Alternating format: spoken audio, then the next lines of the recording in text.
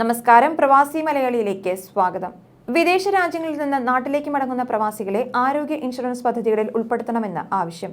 താഴ്ന്ന വരുമാനക്കാരായ പ്രവാസികൾക്ക് ഗുണകരമാകുന്ന 2 പദ്ധതികളുടെ നിർദ്ദേശങ്ങളടങ്ങിയ കത്ത് ആസ്റ്റർ DM ഹെൽത്ത് കെയർ ചെയർമാനും MD-യുമായ ഡോക്ടർ ആസാദ് മൂപ്പൻ ഇന്ത്യൻ ആരോഗ്യ കുടുംബക്ഷേമ മന്ത്രി മൻസുഖ് മാണ്ഡവ്യയ്ക്ക് കൈമാറി.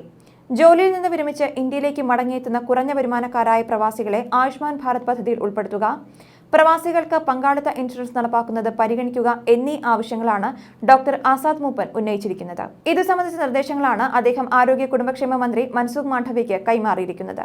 ഡെപ്യൂട്ടി MD അലീഷ മൂപ്പൻ, കുടുംബക്ഷേമ മന്ത്രാലയം joint secretary Lav Agarwal, UAE Indian സ്ഥാനപതി Sunjay Sudhir, Dubai Indian consul general doctor Aman Puri തുടങ്ങിയവരും ചർച്ചകളിൽ പങ്കെടുത്തു.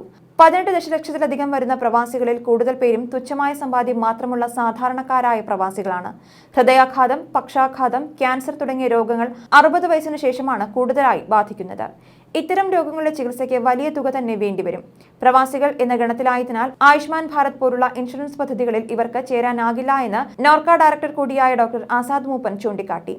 പങ്കാളിത്ത ഇൻഷുറൻസ് പദ്ധതി പ്രവാസികൾക്ക് നടപ്പാക്കി പ്രതിമാസം അവരുടെ വിഹിതം ഈടാക്കുകയോ വാർഷികാടിസ്ഥാനത്തിൽ പ്രീമിയം അടയ്ക്കാനുള്ള അവസരമൊരുക്കുകയോ ചെയ്യണമെന്നും അദ്ദേഹം വിശദീകരിച്ചു.